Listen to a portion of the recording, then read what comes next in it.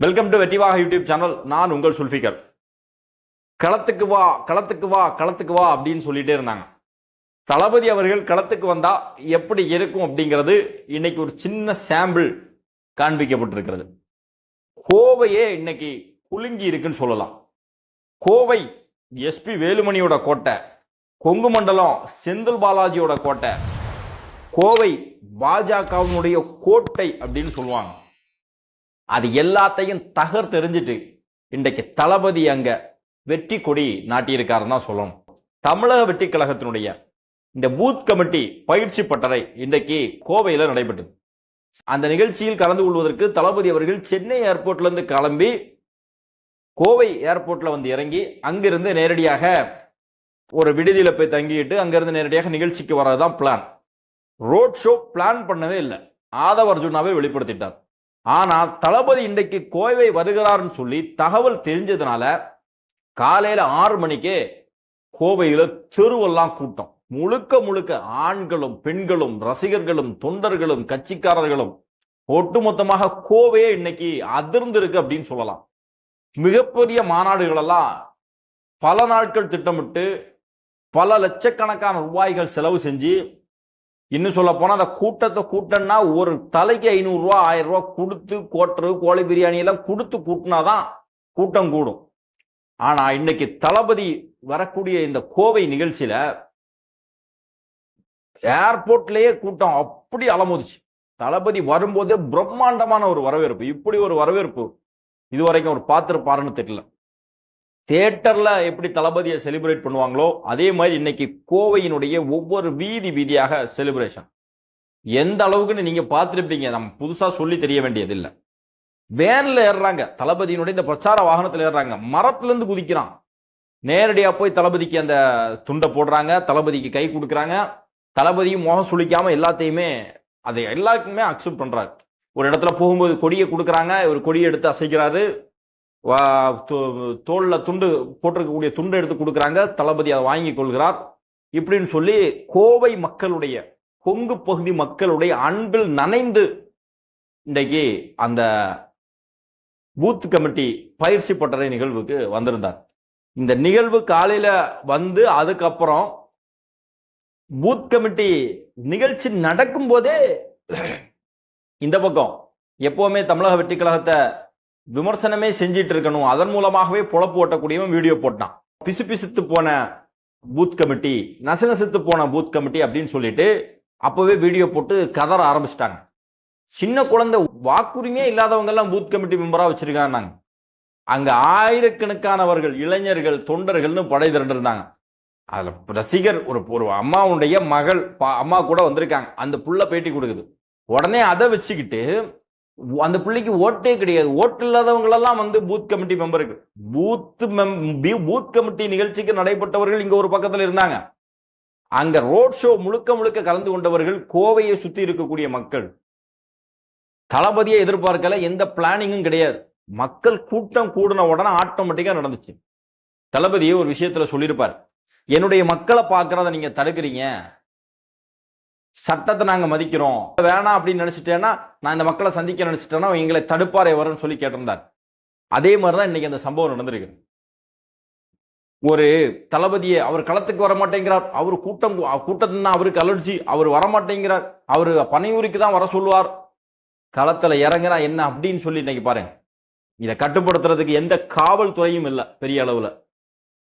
கட்டுப்படுத்துறதுக்கு கூட்டத்தை கட்டுப்படுத்துறதுக்கெல்லாம் பெருசா காவல்துறையெல்லாம் மெனக்கெட்டது மாதிரியே தெரியல, நான் பார்க்கல களத்துல எப்படின்னு தெரியல. ஆனா தொண்டர்களே அவங்களாவே கூடி அவர்களாவே கட்டுப்பாடோட இருந்து ஒரு சில இடங்கள்ல வேன்ல எல்லாம் ஏறி இருக்கிறாங்க. அதெல்லாம் அன்பினுடைய மிகுதியாக அதை செஞ்சிருக்கிறாங்க. அங்க என்ன பயம்னா பாதுகாப்பு சம்பந்தமா, அதை வேன்ல ஏறும் போது குதிக்கும் போது வாகனத்துல ஃப்ரண்ட்ல போகும்போது ஏதாவது விழுந்துட போறாங்களே அப்படிங்கிற ஒரு பயம் தானே இருந்தது தவிர அதை தாண்டி அங்க வேற எந்த பிரச்சனையுமே இல்லை. அந்த அளவுக்கு சிறப்பாக பூத் கமிட்டி தான் ஹைலைட், அதான் நிகழ்ச்சியே. ஆனா காலையில இந்த ரோட் ஷோ ஒட்டுமொத்த நிகழ்ச்சி அப்படியே வாரி சாப்பிட்டுச்சு. நம்முடைய சின்னவர் உதயநிதி ஸ்டாலினும் இதே மாதிரி ரோட் ஷோ நடத்தி இருக்கிறார். முதல்வரும் ரோட் ஷோ நடத்தி இருக்கிறார். நான் போய் பார்த்துருக்கிறேன்.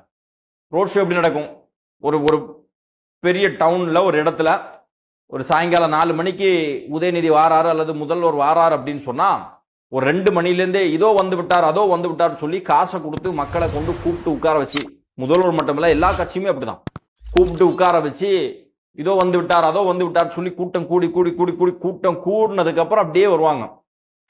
ஆனா இது அப்படி கிடையாது. ஊர்வலம் மாதிரி ஏர்போர்ட்ல இறங்கினதுல இருந்து அந்த விடுதிக்கு அவர் போறது வரையிலும் மக்கள் வெள்ளத்துல அப்படியே மிதந்து, கோவையில கடல் இல்லைன்னு யார் சொன்னா? மனித கடலாக இன்றைக்கு உருவாகி தளபதிய அப்படியே அன்புல நனைய வச்சுட்டாங்க அப்படின்னு தான் சொல்லணும். அந்த அளவுக்கு மக்களுக்கு தளபதி மேல அன்பு இருக்குது. இங்க நேற்றுக்கு நான் ஒரு வீடியோ பார்த்தேன். ஒரு முக்கியமான கட்சியினுடைய ஒரு முக்கியமான ஒரு ஆள், அது சம்பந்தமா நான் இன்னொரு வீடியோ போடுறேன். அவர் பேசுறாரு, தளபதி விஜய் தனித்து விடப்பட்டார், அவரு கூட கூட்டணி போறதுக்கு ஆள் இல்ல, விஜய் தனித்து விடப்பட்டு விட்டார், அவர் அதிமுக கூட வரும்னு நினைச்சாரு, அதிமுக பிஜேபியோட போனதுனால தனித்து விடப்பட்டிருக்கிறார் அப்படின்னாரு. யார் சொன்னா தனித்து விடப்பட்டார்னு? யார் சொன்னா? களத்துல இப்பதான் இறங்கி இருக்கும். பெரிய பெரிய கட்சிகளுக்கெல்லாம் நம்பிக்கை வருது. இன்னைக்கு அண்ணன் திருமாவளவன் கூட வேற மாதிரி ஒரு ஸ்டேட்மெண்ட் அவருடைய மாவட்ட நிர்வாகிகளுடைய மத்தியில, திமுக கூட்டணியிலிருந்து விசிகா வெளியிறங்கிச்சுன்னு சொன்னா கூட்டணி நிலைப்பாடுகள் மாறும் அப்படின்னு சொல்லி ஒரு ஸ்டேட்மெண்ட்டை விட்டுருக்கிறார். அடுத்தடுத்த கட்டம் சில பேருக்கு நம்ம என்ன செய்யறோம் அப்படிங்கிறது தெரியாம இருக்கலாம். அடுத்தடுத்த கட்டங்கள்ல நம்ம செய்யக்கூடிய விஷயங்கள் எல்லாமே மக்களை சென்று சேர்கிறது. மாற்று கட்சியை சேர்ந்தவர்களுடைய ஆதரவு பெருகி கொண்டே இருக்கிறது. நிச்சயமாக ஒரு மிகப்பெரிய மாற்றம் தமிழ்நாட்டில் உருவாக போகிறது அப்படிங்கிறதுல எந்த விதமான சந்தேகமும் இல்லை. அதான் அந்த பூத் கமிட்டி சம்பந்தமான அறிக்கை வெளியிடும் போதே 2026 அரசியல் மாற்றத்திற்கான பூத் கமிட்டி மாநாடு அப்படின்னு சொல்லி தான் சொல்லியிருந்தாங்க. அதை உண்மைப்படுத்தி இருக்கிறது கோயம்புத்தூர். கொங்கு மண்டலத்தில் இருக்கக்கூடிய அந்த மண்டலத்தில் இருக்கக்கூடிய அனைத்து சேலம், நாமக்கல், கோவை அந்த மாவட்டத்தில் இருக்கக்கூடிய பூத் கமிட்டி நபர்களுடைய கூட்டம். ஒரு பக்கத்தில் ரோட் ஷோ கலக்கிட்டு அப்படின்னு சொன்னா, இன்னொரு பக்கத்தில் பூத் கமிட்டி மாநாடு. 8500க்கு மேற்பட்ட பூத் கமிட்டி மெம்பர்ஸ், 100% அட்டண்டன்ஸ். பொதுவாக பூத் கமிட்டி எப்படி போடுவாங்கன்னா, யாரோ ஒருத்தர் சும்மா பேருக்கு ஒரு 4 பேர் 5 பேரோ ஒவ்வொரு கட்சியிலையும் பூத் கமிட்டிக்கு போட்டு இது பண்ணுவாங்க. அந்த பூத் கமிட்டி சம்பந்தமான ஆலோசனை கூட்டமோ அவர்களுக்கான பயிற்சியோ அந்த மாவட்ட அளவில் நடைபெறும். அதுக்கு கூட 150 பேர் வரமாட்டான். ஏன்னா அவனுக்கே தெரியாது அவனை பூத் கமிட்டியில போட்டிருக்கிறது. பூத் கமிட்டி இவங்க எப்ப வேலை பார்ப்பாங்கன்னா, எலெக்ஷன் டைம்ல முத நாள் அந்த ஒரு பூத்துல நீ உள்ள இன் ஏஜென்ட் அவுட் ஏஜென்ட்னு சொல்லி இருக்கிறதுக்கு வரும். அதுல ஃபார்மை கொண்டு திரிவாங்க திமுக, காங்கிரஸ் எல்லாம். நான் பார்த்துருக்கிறேன். நீங்க பூத் கமிட்டியில் இருக்கீங்களா, 2000 ரூபாய் கிடைக்கும். ஒரு பூத் கமிட்டிக்கு ஒருத்தர் உள்ள ஒரு பூத் ஏஜென்ட் உள்ள இருந்தார்னா அவருக்கு 2000 ரூபாய் கொடுப்பாங்க, பிளஸ் சாப்பாடு, பிளஸ் எலெக்ஷன் முடிஞ்சதுக்கு அப்புறம் அவங்களுக்கு குவார்டர் கோழி பிரியாணி எல்லாம் கொடுப்பாங்க. அதற்காக சில பேர் உள்ள போவான் மற்ற கட்சியில. ஆனா இங்க அப்படி கிடையாது. தளபதியினுடைய அந்த பூத் கமிட்டி அப்படிங்கிறது ஒரு களத்தில் இறங்கக்கூடிய போர் வீரர்களாக களத்தில் இறங்கியிருக்காங்க. அதனாலதான் இந்த அளவுக்கு டெடிகேஷனா 100% அட்டண்டன்ஸ் அத்தனை பேரும் வந்திருக்கிறாங்க. பூத் கமிட்டியினுடைய மெம்பர்ஸ், அவர்களுக்கு முழுமையான பயிற்சிகள் கொடுக்கப்படுகிறது. அந்த மக்களை சந்திப்பதற்கு, இந்த ஓட்டுகளை பெறுவதற்காக தளபதி பேசும்போது தெளிவா சொல்லிட்டாரு, இந்த பூத் கமிட்டி அப்படிங்கிறது வெறும் ஓட்டுக்காக மட்டும் கிடையாது, மக்களுக்காக நம்ம நன்மை செய்ய வந்திருக்கிறோம், அதை செய்யணும் அப்படின்னு சொல்லி இன்னும் ஒரு சில பேர் பேசுறாங்க, ஒரு 4.5 நிமிஷம் தான் பேசினாரு அப்படின்னு சொல்லி. அவர் 4.5 நிமிஷம் பேசினாலும் அவர் சொல்ல வேண்டிய செய்தியை நெத்தி போட்டில் அடிச்சது மாதிரி கரெக்டா சொல்லி இருக்கிறாரு. அதுக்கப்புறம் தான் பயிற்சியே தளபதி நிகழ்ச்சி முடிஞ்சதுக்கு அப்புறம் தான் பயிற்சி. இந்த பயிற்சியில் என்ன நடக்கும் அப்படிங்கிறதெல்லாம் வீடியோ போட்டு காமிக்க மாட்டாங்க. அப்படிதான் காமிக்கிறதா இருந்தால் தான் ஒட்டுமொத்தமாக தனித்தனியாக நடத்த வேண்டிய அவசியம் இல்லை, ஒவ்வொரு மண்டலமாக. அந்த பயிற்சியில் நம்முடைய டாக்டிக்ஸை பேசுவாங்க. நம்ம எந்த மாதிரி களத்தில் இருந்து வேலை பார்க்கணும், எந்த மாதிரியான பயிற்சிகளை நாம செய்யணும், எந்த மாதிரி மக்களை அணுகணும், இப்படிங்கிற பயிற்சிகள் கொடுக்கப்படும். அதை எல்லாருக்கும் வெளிப்படையாக போட்டு காமிக்க முடியாது. அதனால தான் அந்த வீடியோவை கட் பண்ணிட்டாங்க. அது இன்டர்னலாக நடக்கக்கூடிய ட்ரைனிங். அதை வெளிப்படுத்துவாங்களா? இந்த வைத்தறிச்சல் பொறுக்க முடியாம இந்த பாயாச கும்பலும் பாசிச கும்பலும் இன்னைக்கு முழுக்க சமூக ஊடகங்கள்ல இருந்துட்டு, ஒரு பக்கத்துல பாயாச கும்பல் இது நமத்து போச்சு, இது பிசுபிசுத்து போச்சு அப்படின்னு சொல்லி ஒரு பக்கத்துல உருட்டிட்டு இருக்கான். இன்னொரு பக்கத்துல இந்த பாசிச கும்பல் பிஜேபி என்னன்னா அவனுங்க வேற குறுக்க மறுக்க ஓடிட்டு இருக்கிறாங்க.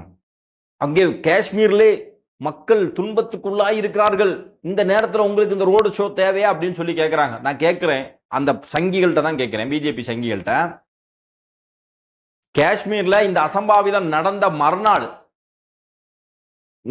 மறுநாள் நம்முடைய நாட்டினுடைய பிரதமர் விஸ்வகுரு வராரு.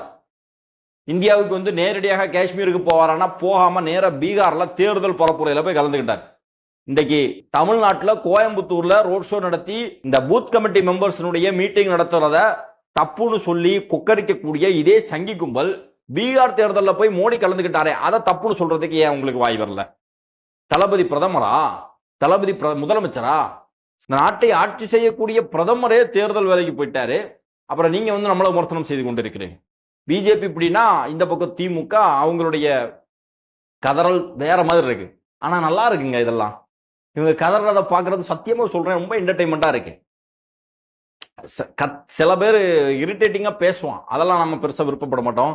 ஆனா இந்த மாதிரி சம்பவம் நடக்கக்கூடிய டைம்ல அதுல ஏதாவது மடைமாற்றேன், அதுல ஏதாவது புதுசா நான் கொண்டு வரேன், அதை அப்படியே திசை திருப்புறேன் அப்படிங்கிற பேர்ல இவனுங்க வந்து ஏதாவது பேசுவானுங்க தெரியுமா? அதை பார்க்கறதுக்கு உண்மையிலே ரொம்ப ஜாலியா இருக்கும். இன்னைக்கு ஃபுல்லா நான் வந்து ஏன்னா அந்த நிகழ்ச்சி முடிஞ்ச உடனே, அதாவது இந்த கருத்தரங்கம் தளபதி பேசி முடிச்ச உடனேயே மேக்சிமம் ஆன்லைன்ல லைவ் எல்லாமே கட் ஆயிடுச்சு. முடிஞ்ச உடனே இந்த பக்கம் பார்க்குறேன் ஆளாளுக்கு தொடங்கிட்டானுங்க 20 நிமிஷத்துல. இப்ப நமக்கெல்லாம் ஒரு வீடியோ போட்டு எடிட் பண்ணி அப்லோட்லாம் பண்ணணும்னா 2-3 மணி நேரம் ஆகும். எப்பண்டா இதை செஞ்சீங்க? அவ்வளவு ஸ்பீடாவா உங்களுடைய எடிட்டர் இருக்கிறான் அப்படின்னு சொல்லிட்டு நமக்கே ஆச்சரியமா இருக்கு. அந்த அளவுக்கு கதறல். ஏன் அப்படின்னா அந்த ரோட் ஷோ பெரிய மாற்றத்தை, கோவையில் ஒரு பெரிய மாற்றத்தை உருவாக்கி இருக்கிறது. சின்ன நண்டுல இருந்து பெரிய வயதானவர்கள் வரை, குறிப்பாக பெண்கள் உயிர் எங்கும் நிறைஞ்சு நின்னதை நம்ம பார்த்தோம். எந்த விதமான முன்னேற்பாடுகளும் இல்லை.